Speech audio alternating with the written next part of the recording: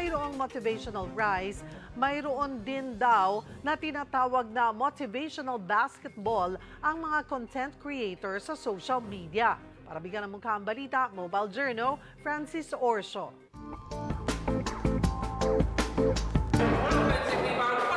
Hindi lang basta laro ang nakikita nyo.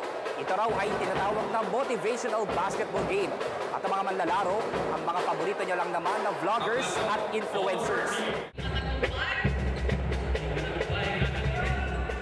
Hindi high value na gamit kundi bola ang hawak ng Pinoy Pawn Star vlogger na si Boss Toyo. Isa siya sa mahigit 50 social media content creators na nakipagpaligsahan sa paglalaro ng basketball sa Mandaluyong City kahapon.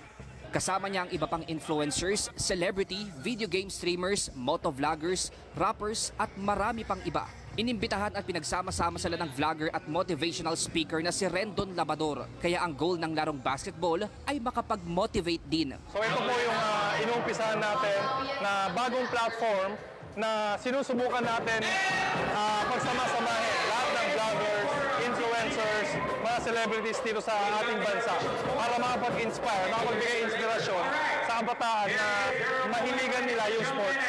Lahat daw ng achievements ni Rendon naabot niya dahil sa healthy and fitness lifestyle na kanyang sinimulan noon pa man. Kaya bilang organizer ng laro, goal niya na mai-amplify ang healthy lifestyle sa pamamagitan ng paglalaro ng mga sikat na vloggers.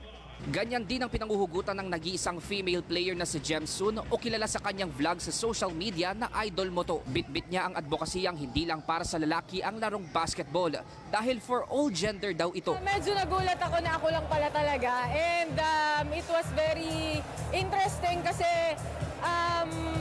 we fight for women. So, kumbaga, kaya din ng mga babae kung anong ginagawa ng mga lalaki. Malaki naman ang pasasalamat ni Rendon sa mga vloggers na tumanggap sa kanyang imbitasyon kahit na hindi sila bayad. Pero hindi pa dyan natatapos ang kanyang motivational basketball game dahil meron pang susunod. Magkakaroon din po tayo ng motivated 3x3 for kids. Para lahat talaga kasi ang basketball kasi ever since mahilig talaga tayo dyan. Gusto kong gamitin ang paglalaro ng basketball para mag-gain daan, para ma-motivate sila sa buhay. Mobile journalist Francis Orso po, hatid ang mukha ng balita.